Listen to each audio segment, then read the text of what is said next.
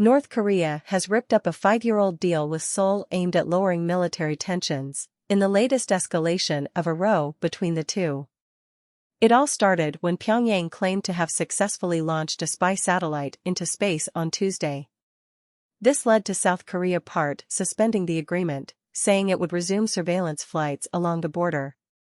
Pyongyang is now vowing to fully suspend the pact and send stronger forces and equipment to the border.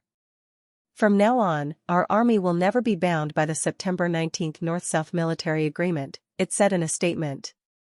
It promised to withdraw all measures taken to prevent military conflict in all spheres including ground, sea, and air, and deploy more powerful armed forces and new type military hardware in the border region.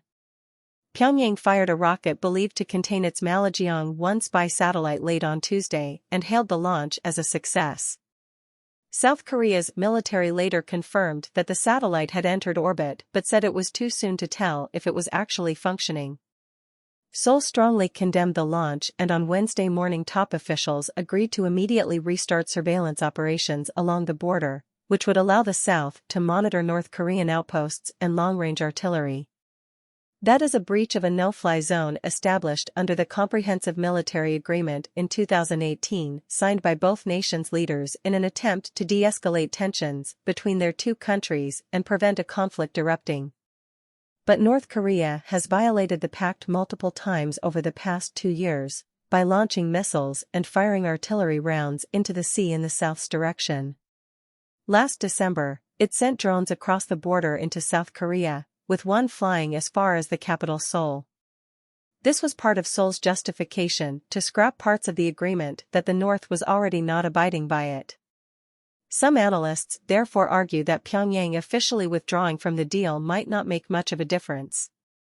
Because North Korea was not adhering to the agreement in the first place, the possibility of limited collision has always been there, said Jo Bi-yoon of the Korea Institute for Defense Analysis.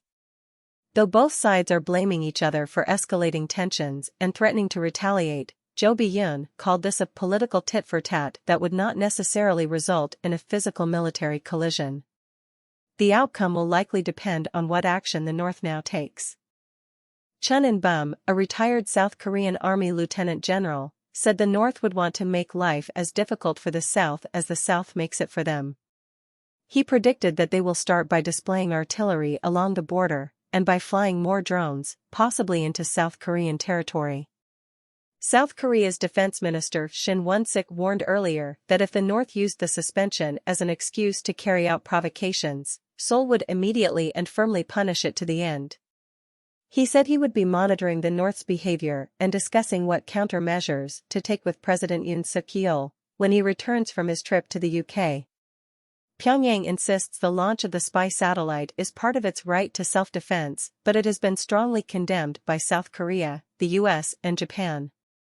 Developing a functioning spy satellite is a major part of North Korea's 5-year military plan, set out by its leader Kim Jong-un in January 2021. The technology could in theory enable Pyongyang to monitor the movement of US and South Korean troops and weapons on the Korean Peninsula, allowing it to spot incoming threats. It would also allow the North to plot its nuclear attacks with more precision. North Korean state media has claimed the country's leader Kim Jong-un is already reviewing images of US military bases in Guam sent by the new satellite.